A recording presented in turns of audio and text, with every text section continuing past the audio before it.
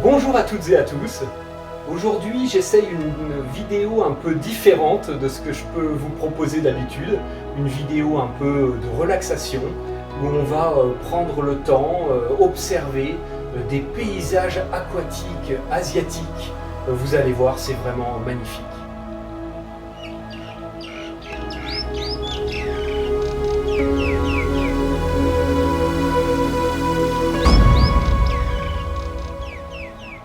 Nous voici à la Canadian Aquatic Expo, sur le stand de Peninsula Terrarium. Cette société propose de superbes paysages en aquaterrarium ouvert. Il se compose principalement de roches et de mousse, avec parfois quelques poissons dans la partie aquatique quand le volume le permet.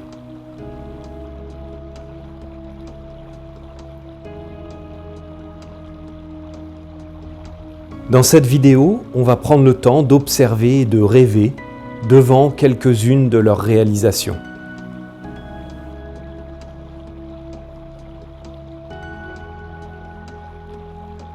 D'ailleurs, je remercie Peninsula Terrarium de m'avoir autorisé à filmer leurs installations pour cette vidéo.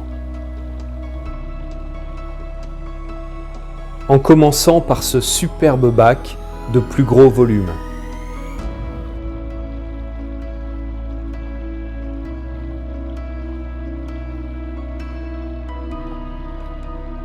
Ici, deux réalisations intéressantes dans de grands saladiers.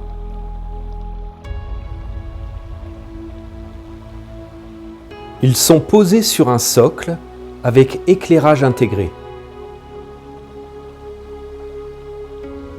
Une composition de roches constitue l'élément de décor principal. Immergé dans la partie aquatique, un petit brumisateur à ultrasons permet d'obtenir ce brouillard. Les câbles de celui-ci et de la pompe sont discrètement cachés derrière les pierres. Cet anneau de lumière est vraiment particulièrement design.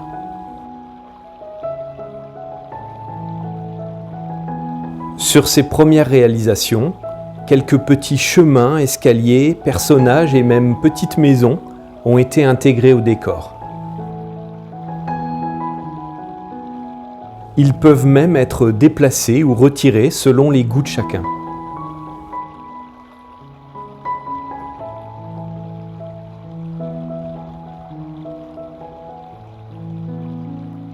Ici, l'utilisation de Dragonstone permet d'apporter beaucoup de détails dans le décor, comme des montagnes miniatures.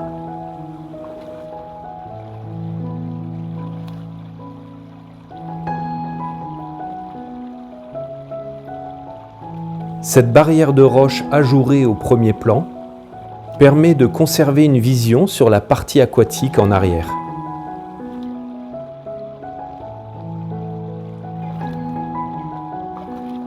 Sur chacun de ces bacs, la vitre arrière est découpée pour un accès rapide à la pompe immergée qui permet de créer de petites cascades et ruisseaux.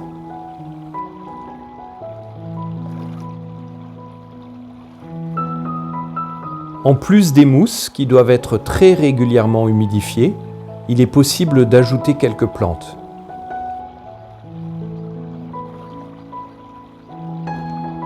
Et pourquoi pas des plantes flottantes.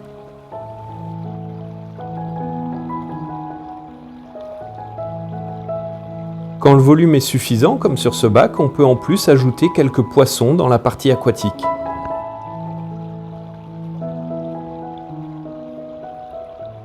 Et si le volume est petit, comme les compositions que nous allons bientôt découvrir ensemble dans cette vidéo, il est possible d'y élever des crevettes.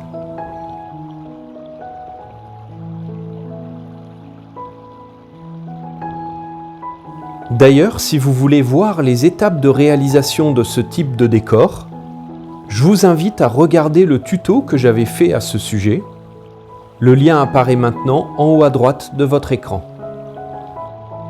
On avait d'ailleurs choisi d'installer des crevettes dans la partie aquatique.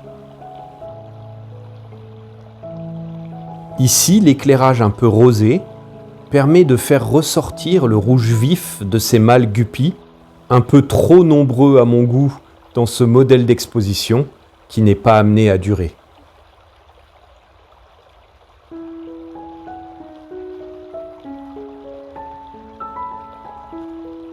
Pour la deuxième partie de cette vidéo, on va maintenant découvrir ensemble ces plus petits aquaterrariums que je trouve encore plus beaux.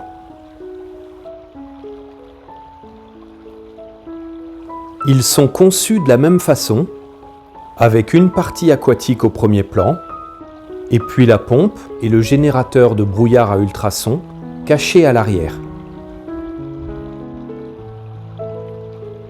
Il y a une importante épaisseur de gravier dans le fond du bac pour éviter que la terre n'entre en contact avec l'eau pour ne pas qu'elle la trouble.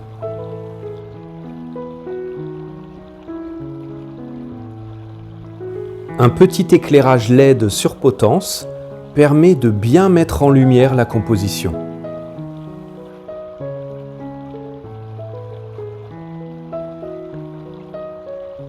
Voyons maintenant le bac suivant.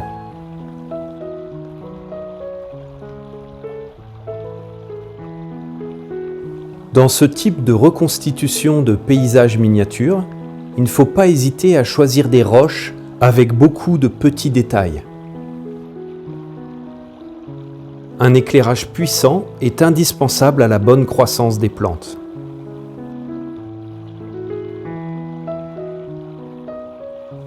Pour donner l'effet d'escalier ou de pas japonais, quelques pierres ont été coupées ici sur la gauche.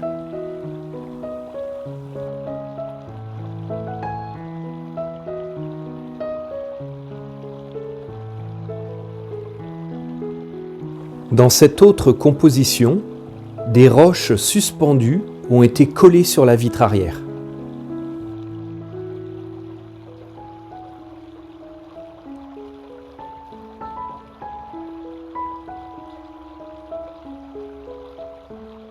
Et comme on l'avait vu dans nos vidéos aquascaping, des petites brindilles ont été fixées sur ces pierres pour donner l'illusion de racines aériennes.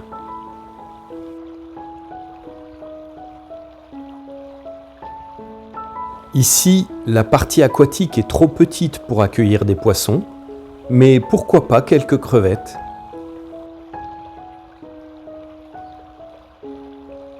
Comme on l'avait vu sur l'un des plus grands bacs du début, un petit étang a été créé au milieu de ce décor.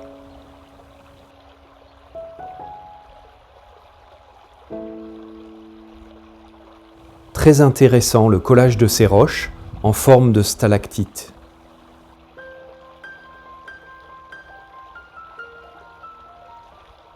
Je trouve que c'est sympa aussi d'ajouter quelques plantes flottantes, un peu comme des nénuphars.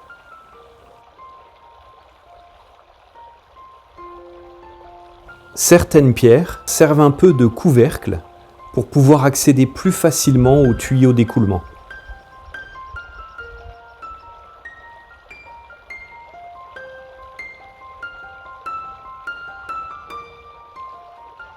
Ici, les deux gros blocs rocheux recréent un peu comme des gorges dans lesquelles se jettent la cascade et le brouillard.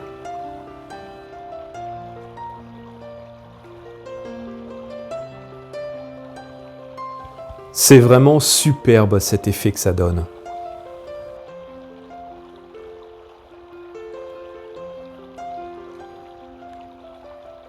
J'espère que comme moi, vous êtes en train de passer un bon moment devant l'observation de ces superbes paysages aquatiques. Si c'est le cas, n'oubliez pas de liker la vidéo et de vous abonner si ce n'est pas déjà fait.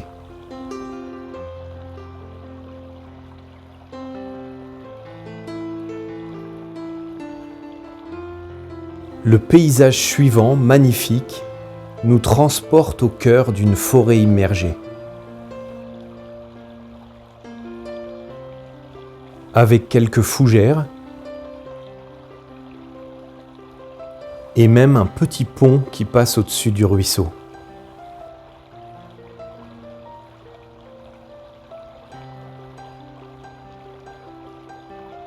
Encore une superbe composition dont on pourrait s'inspirer dans nos terrariums pour amphibiens par exemple.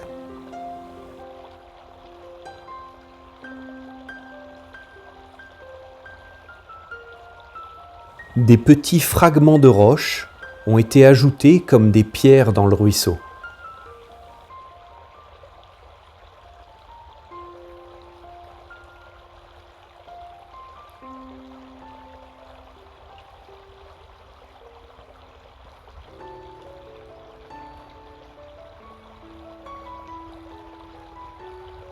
La composition suivante, un peu plus exotique, avec des racines tropicales et des plantes qui sortent du bac.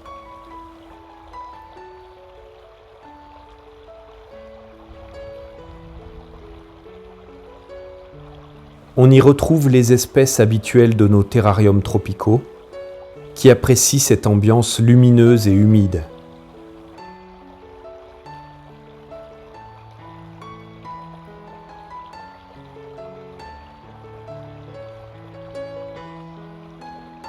J'aime vraiment beaucoup cet effet que donne ce mélange de ruissellement et de brouillard.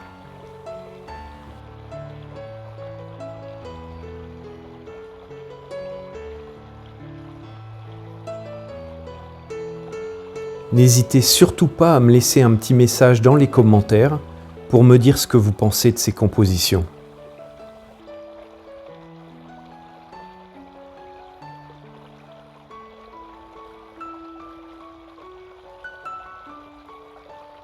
On retrouve ici un hardscape de roches grises rugueuses recouvertes de mousse.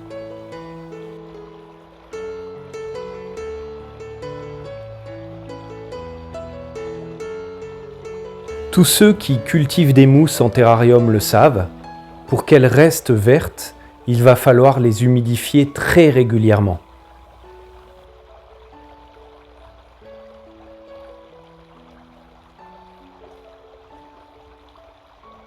Le système de brouillard est plus esthétique qu'autre chose.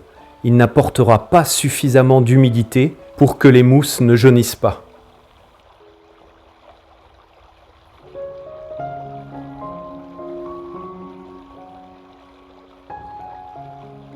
Un autre aménagement de Dragonstone, un peu moins beige que tout à l'heure.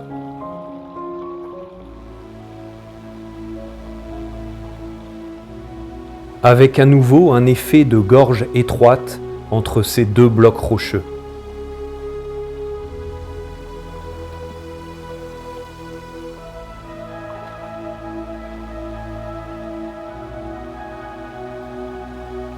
Dernier de nos paysages aquatiques, avec de superbes mousses bien vertes.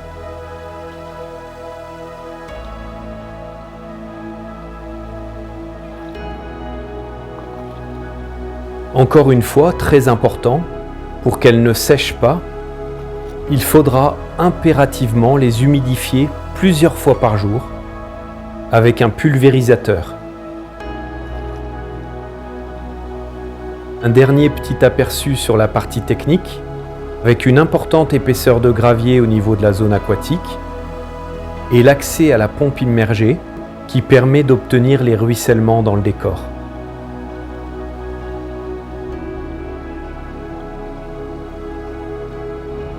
Comme en terrariophilie tropicale humide, lors de la pulvérisation des mousses, n'utilisez que de l'eau de pluie ou de l'eau osmosée pour éviter à la longue de laisser des traces blanches sur les vitres.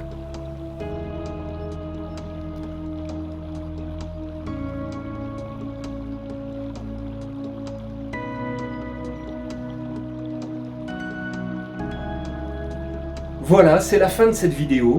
J'espère que vous aurez passé un bon moment à observer ces paysages aquatiques absolument magnifiques. En tout cas, si vous avez aimé, vous pouvez liker la vidéo, bien sûr. Et puis, n'hésitez pas à me dire ce que vous en pensez dans les commentaires, ça me fait toujours super plaisir. Et puis, bien sûr, si vous n'êtes pas encore abonné à la chaîne, allez-y, abonnez-vous. Vous allez découvrir des vidéos sur des poissons, sur des arthropodes, sur l'aménagement de terrarium, d'aquarium. Donc voilà, vous êtes les bienvenus sur la chaîne. Allez, à très bientôt, au revoir.